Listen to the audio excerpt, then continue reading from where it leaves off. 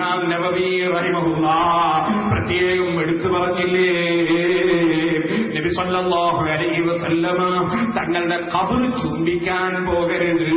അവിടെ റസൂലുള്ളാഹിന്റെ ഖബറിന്റെ അടുക്കൽ ദൂരെ നിന്നിട്ട് അതവോടെ പെരുമാറണം.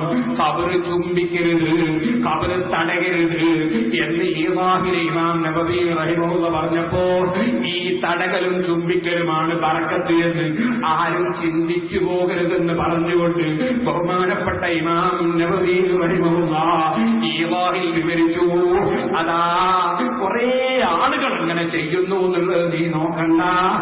ഇല്ലത്തു സാലിഹീൻ കൊണ്ട് അതേ ശരിയായ സുന്നത്തിന്റെ നടപടിക്രമത്തിലേക്ക് നീങ്ങി റസൂലുള്ളാഹി സ്വല്ലല്ലാഹു അലൈഹി വസല്ലമ തങ്ങളിൽ നിന്ന് ഒരു കുറച്ച് ദൂരെയായി അതവൂടെ ഗുരുത്വത്തോടെ പോയി റസൂലുള്ളാഹി സ്വല്ലല്ലാഹു അലൈഹി വസല്ലമ തങ്ങൾ കിടക്കുന്ന ഖബറിന്റെ താഴ്ഭാഗത്തെ നോക്കി നിന്ന് അതും കൈ നിസ്കാരത്തിൽ കെട്ടുന്നത് പോലെ അടക്കത്തോടെ വെച്ച് വളരെ ബഹുമാനാദരോടെ ഖബറിന്റെ അടുത്ത് പോയി നിന്ന് നീ സിയാറത്ത് ചെയ്തോ, നീ ഖബർ തൊടാൻ പോകണ്ട, നീ ഖബർ ചുംബിക്കാൻ പോകണ്ട എന്ന് പറഞ്ഞുകൊണ്ട് ഇമാം നബവി അവിടെ പറഞ്ഞൊരു വാചകമാണ്, ഓ മനുഷ്യ, ആളുകൾ കുറച്ചേ നിന്റെ കൂടെ ഉള്ളൂ എന്ന് നീ നോക്കണ്ട. എങ്ങനെ ബഹുമാനിക്കാം ചുംബനവും. അതുപോലെ തന്നെ എത്രയോ മഖബറകളിലൊക്കെ ചുംബിക്കുന്നത് കാണുമ്പോൾ ചില സുന്നികളെ അങ്ങനെ ചെയ്യരുത് അറിയും. മഖബറ ചുംബിക്കുന്നതിന് ഒരു തകരാറുമില്ല. മന്ദൂബൻ റംലി ഇസ്മുദ്ദീനയിൽ കാണാം, അത് സുന്നത്തായ കർമ്മമാണ്. ഇമാം റംലി തങ്ങൾ അത് പറഞ്ഞിരിക്കുന്നു.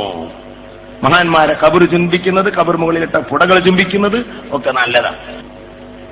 എങ്ങനെ ബഹുമാനിക്കാം ചുംബനവും.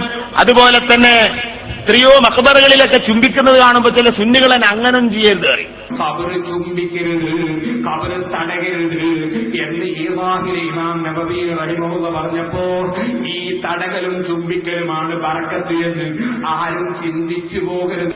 മഖബറ ചുംബിക്കുന്നതിന് ഒരു തകരാറുമില്ല. നീ ഖബർ തൊടാൻ പോകണ്ട, നീ ഖബർ ചുംബിക്കാൻ പോകണ്ട.